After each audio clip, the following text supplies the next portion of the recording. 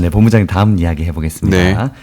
투자할 때 원칙을 갖고 그것을 꾸준히 지키는 거 당연히 중요한 이야기잖아요. 네. 교과서 같은 이야기인데 네. 본부장님 혹시 투자의 원칙 어떤 것들 갖고 계세요?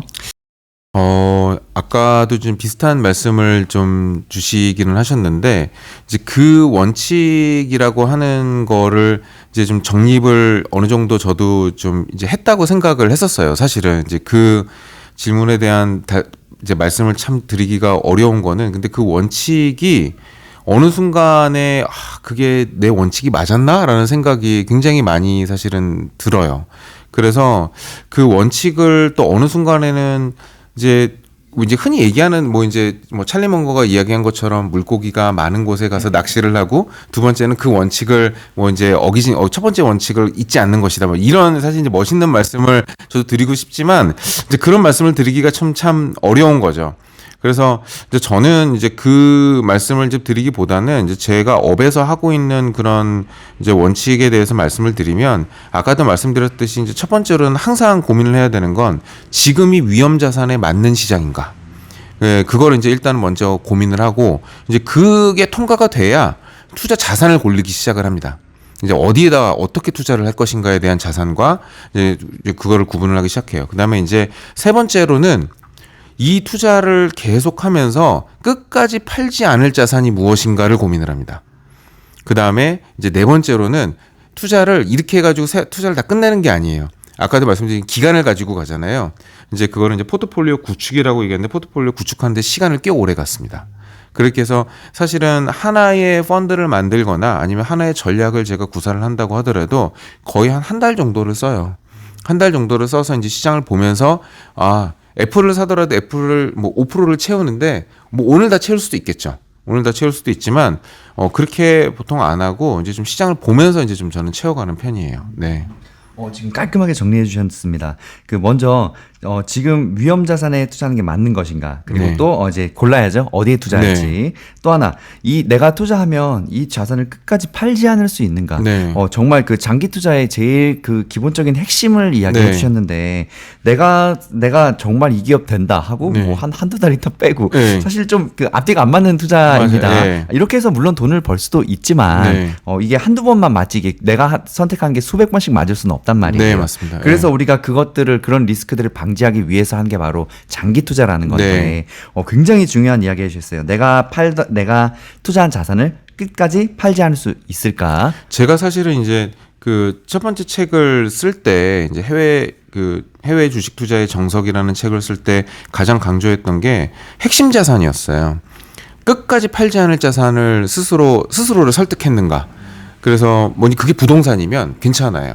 그러니까 나는 내 집이 투자 자산이고 나는 이 부동산을 끝까지 안 팔 거야. 그러면은 저한테는 집이 일단 핵심 자산인 거예요. 그러면 주식은 위성 자산이 되니까 굉장히 편해지겠죠. 이거 막 이제 샀다 팔았다가 하면은 될 것 같아요. 근데 만약에 그게 아니고 집은 집이고 나는 투자 자산은 투자 자산대로 따로 관리를 하겠다라는 생각이 있으면, 나는 이 주식을, 아니면 나는 또 이 지수를, 나는 또 이 ETF를 또는 이 펀드를 내가 투자가 끝나는 그날까지 팔지 않겠다라는 자산을 선정을 하는 게 가장 중요합니다.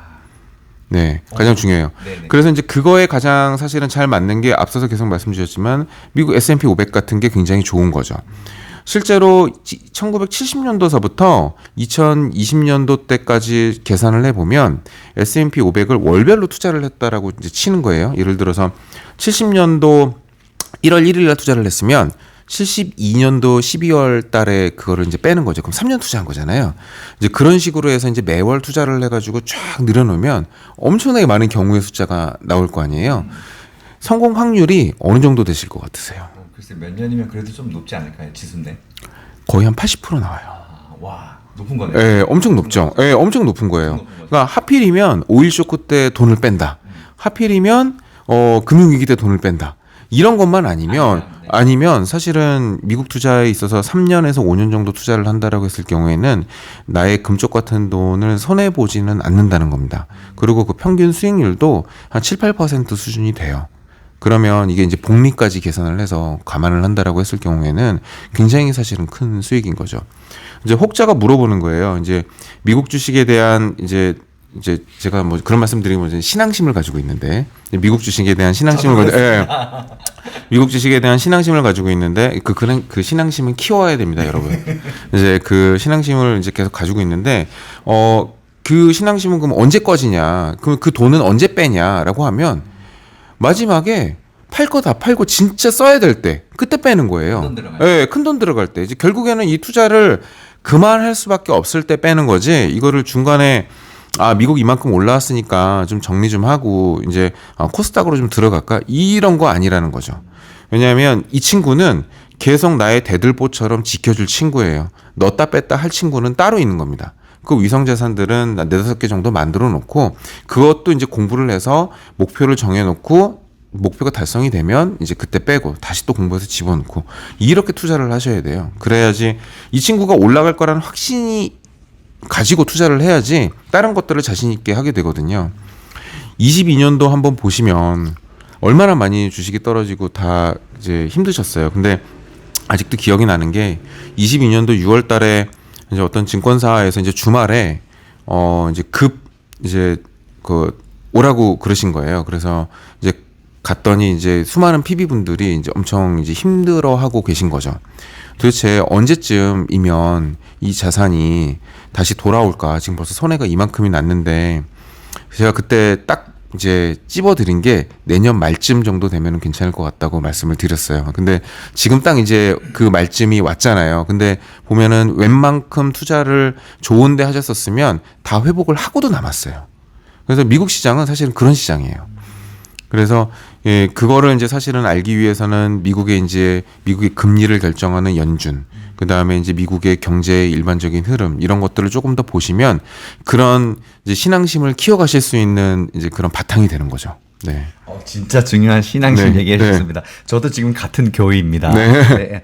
지금 또 중요한 이야기 하나 해주셨는데 투자의 원칙 이야기해 주시는 과정 중에 내가 끝까지 팔지 않을 수 있을까 이게 네. 제일 중요한 그 장기 투자의 마인드죠. 네. 그리고 또 하나 사실 파는 타이밍은 모든 사람마다 다르고 본인이 선택하는 거지만 저희 아버지께서 말씀하시는 이야기랑 좀 똑같은 이야기를 하셨어요.